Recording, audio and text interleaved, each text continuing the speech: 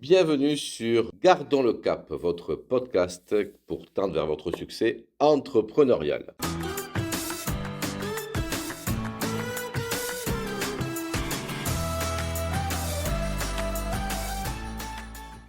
Aujourd'hui, j'ai choisi de vous parler de comment l'entrepreneuriat doit évoluer et comment les entrepreneurs doivent évoluer. Vous avez tous constaté, bien sûr, que notre environnement bouge, change. Je ne cesse de le dire parce que j'aborde l'entrepreneuriat sur l'adaptation aux événements qui se passent autour de nous, au changement de notre monde et de notre monde entrepreneurial. Tout a changé progressivement, oui. J'accompagne les entrepreneurs depuis plus de 22 ans.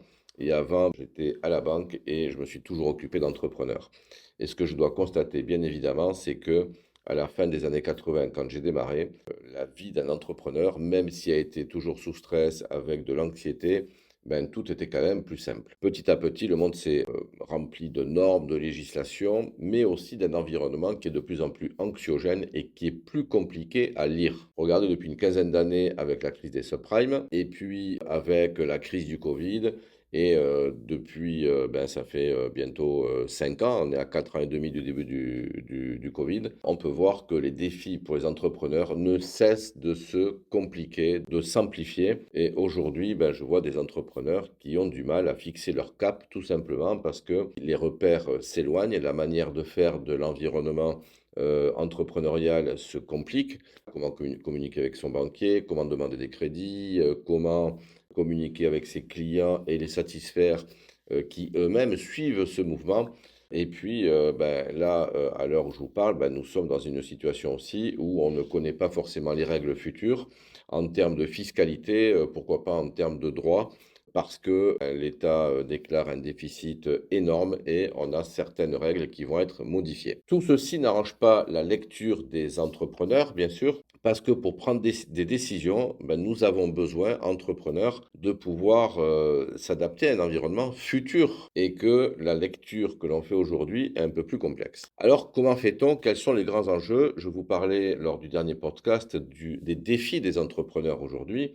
Aujourd'hui, c'est comment tout cela doit évoluer pour permettre d'être le plus serein possible et de prendre du plaisir, parce que ne l'oublions pas, le but aussi d'un individu qui se lance dans l'entrepreneuriat, c'est bien sûr de s'éclater, de prendre du plaisir tout en pérennisant son entreprise et tout en générant de la trésorerie de manière à être le plus serein possible. Alors bien sûr, les fondamentaux restent toujours les mêmes. N'oublions pas qu'une entreprise, c'est au départ un individu, une équipe qui va offrir des produits, des services sur un marché. Bien sûr, les fondamentaux restent. Les fondamentaux, c'est tout simplement, rappelons toujours qu'une entreprise, c'est extrêmement simple.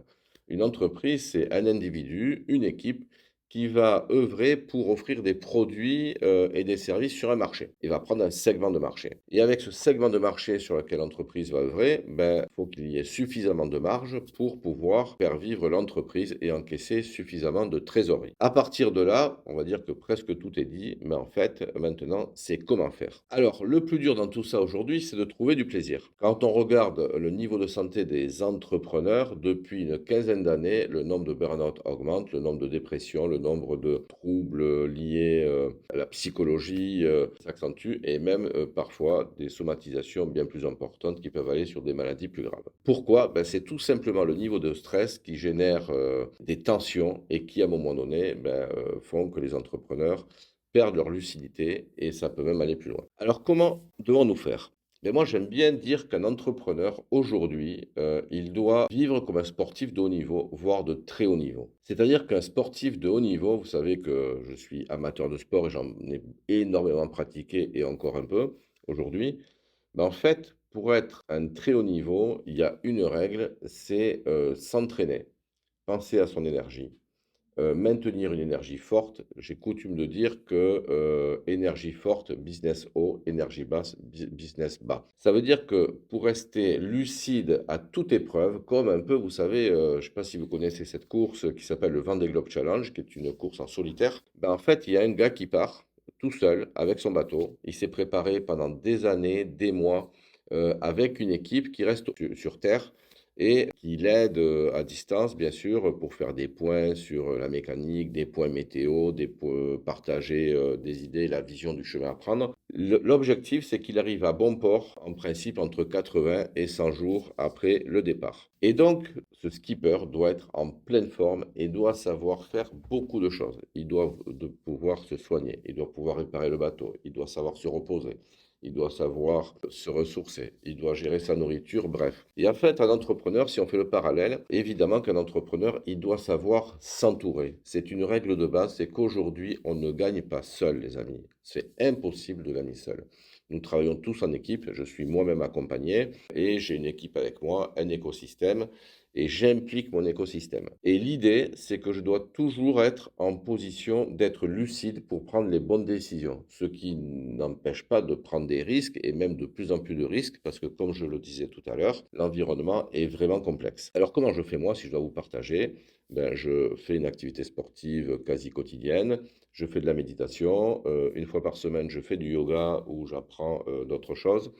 Et je m'entoure de gens qui sont boosters, de manière à prendre du plaisir dans ma vie et le plaisir amène des idées et des déclics qui permettent d'avancer. Donc, pour embarquer votre équipe, pour embarquer, les personnes qui entourent votre écosystème, c'est une nécessité. C'est nécessaire, mais c'est pas suffisant. Donc, un deuxième point, c'est que l'entrepreneuriat et je le dis d'ailleurs en revenant d'un séminaire que j'ai animé avec Laetitia, mon épouse, avec une vingtaine d'entrepreneurs la semaine dernière, dans nos groupes Évolution et Croissance, qui sont nos programmes d'accompagnement phares en collectif. Nous avons mis des entrepreneurs en connexion. Ça fait d'ailleurs quelque temps qu'ils se connectent, hein, puisque, c'est des programmes d'apprentissage sur toutes les thématiques de l'entrepreneuriat. Et en fait, ce que je constate, c'est que quand des entrepreneurs sont en connexion, dans des réseaux où ils partagent les mêmes valeurs et parfois le même business. Tout simplement, il y a un niveau de confiance qui s'instaure et un niveau d'énergie qui s'instaure, le plaisir de se retrouver et de la co-création même si ce ne sont pas des entrepreneurs qui sont dans le même milieu. Et d'ailleurs, j'ai tendance à dire que c'est encore mieux. Donc, on voit des gens qui se donnent des idées. On voit des gens, des entrepreneurs qui parfois trouvent des collaborations, qui se prescrivent et tout est plus simple. Donc, une idée majeure aujourd'hui pour faire évoluer l'entrepreneuriat, c'est sortir de l'isolement. L'isolement amène à la contraction de son énergie, à la contraction de son marché, à la contraction de la captation de clients. Ouvrez-vous, c'est vraiment un point important, allez vers la connexion. Donc vous voyez, rester lucide en se mettant en énergie, rechercher le plaisir et ensuite se connecter avec d'autres entrepreneurs. Alors moi, je vois souvent des entrepreneurs qui me disent: «Oui, mais Gérard, si je passe mon temps à me connecter, qu'est-ce qui va se passer? Je ne vais pas travailler». Moi, je leur réponds: «Mais est-ce que votre but finalement, c'est pas de vous connecter à votre marché, à faire du réseau pour pouvoir amener du travail que vous allez faire vous-même ou que vous allez déléguer?» Et c'est ça qu'on appelle en fait la croissance. C'est quand on est en connexion avec les autres, on va susciter l'envie à des personnes de bosser avec nous ou de nous envoyer du monde. Alors bien sûr, quand on démarre une activité, là je parle pour ceux qui se lancent, ben, au départ c'est vous qui allez attirer vos clients et qui allez faire. Et il y a certaines activités comme parfois les consultants, les thérapeutes, les artisans ou les commerçants qui démarrent seuls, oui. Mais ne pas oublier que si vous voulez durer, à un moment donné, il va falloir sortir de votre tanière, sinon, seul, on s'épuise. Et aujourd'hui, la pérennité de l'entreprise est liée au temps où on reste seul. Maintenant, qu'est-ce que je vais mettre en place pour pouvoir vraiment avoir un business solide? Alors, certains le savent, puisque nous le partageons sur les réseaux et dans nos accompagnements.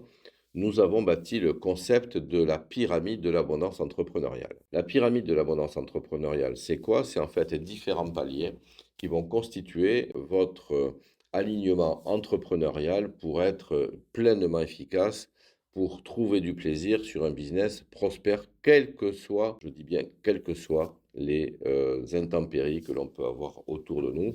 Bien sûr, il va falloir que cette pyramide soit d'autant plus solide que l'environnement est hostile. Ce qui est le cas aujourd'hui pour différentes raisons, hein, si je rappelle les aspects politiques instables, le géopolitique qui est à quelques milliers de kilomètres de chez nous, qui est en pleine crise, la crise de l'énergie, des matières premières, une évolution technologique très forte qui impacte beaucoup de métiers, et enfin un impact écologique avec un changement du climat qui peut modifier certaines pratiques par rapport à ce qui se fait habituellement. Bref, vous avez compris, c'est pas simple et une modification dans différents secteurs d'activité. Alors, avant tout, pour rester toujours en énergie et surtout quand on a des difficultés et ça, je peux vous dire, ça m'est déjà arrivé, c'est, se rappeler du pourquoi nous sommes là. Quelle est notre mission? Pour qui servons-nous nos produits et nos services? À quoi nous servons est vraiment une réponse qui donne du sens parce que souvent, à un moment donné, je vois des gens qui disent: «Pourquoi je fais ça?» Et on peut se lasser des activités que l'on fait, c'est peut-être le temps de vendre sa société. Par contre,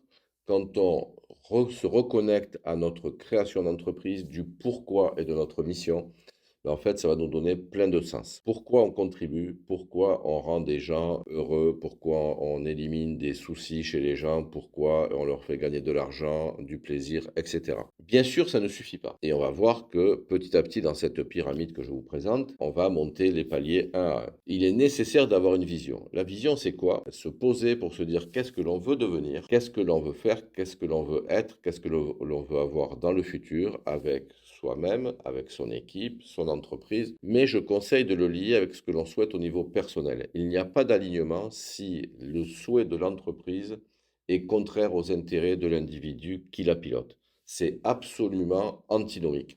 Donc, c'est un exercice que nous aimons faire dans nos immersions ou avec les clients qu'on accompagne en one-to-one. C'est projetez-vous et quel futur souhaitez-vous? Parce que vous êtes tous acteurs de votre destinée. Le tout, c'est d'avoir la méthode pour le faire et de se poser suffisamment et je dirais surtout d'y croire. Là, on va être à l'encontre de saint Thomas. Comme saint Thomas l'a dit, il faut le voir pour le croire. Mais moi, je suis désolé, il faut le croire pour le voir. Hein, je redis, il faut le croire pour le voir. Moi, si je n'avais pas cru en moi il y a plus de 20 ans, quand je me suis lancé dans l'entrepreneuriat, je ne serais pas en face de vous aujourd'hui pour faire un podcast et bien d'autres choses encore.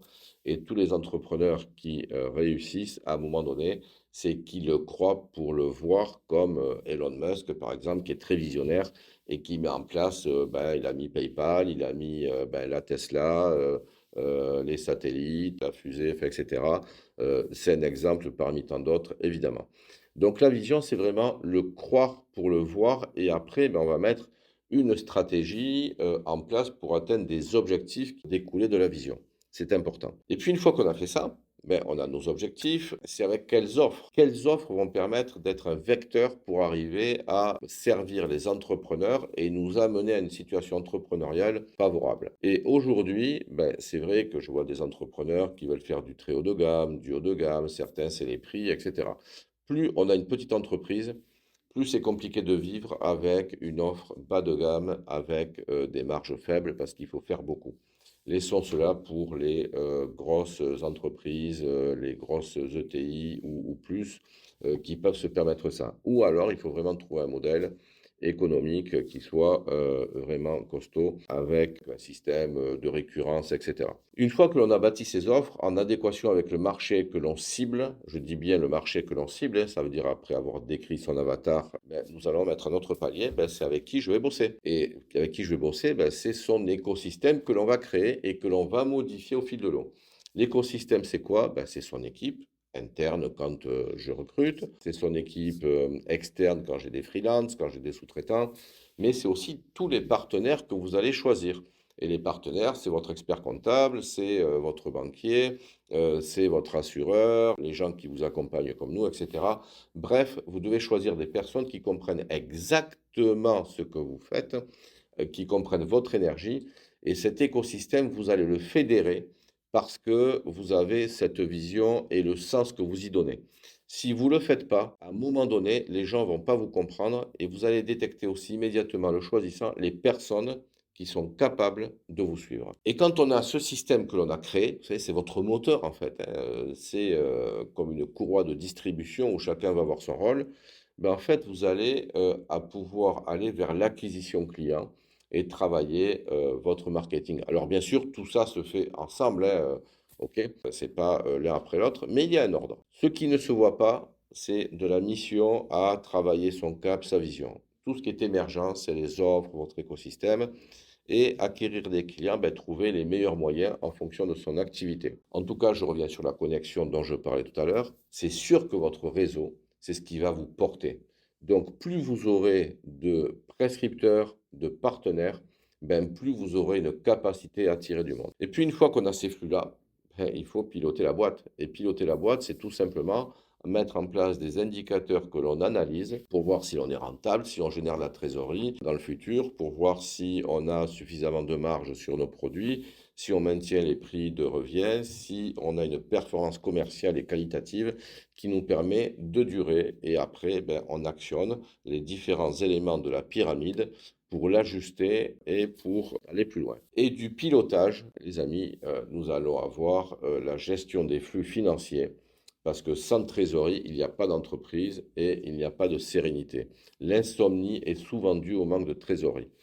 Donc, mettre en place un système qui génère du cash est une nécessité et pour là, il y a des ajustements dans la manière de travailler ses charges et d'encaisser de l'argent, mais aussi de gérer sa stratégie de financement. La plupart des entrepreneurs ont des financements à réaliser pour leurs investissements immatériels, pour leurs investissements physiques, il y a plusieurs moyens à disposition pour le financer.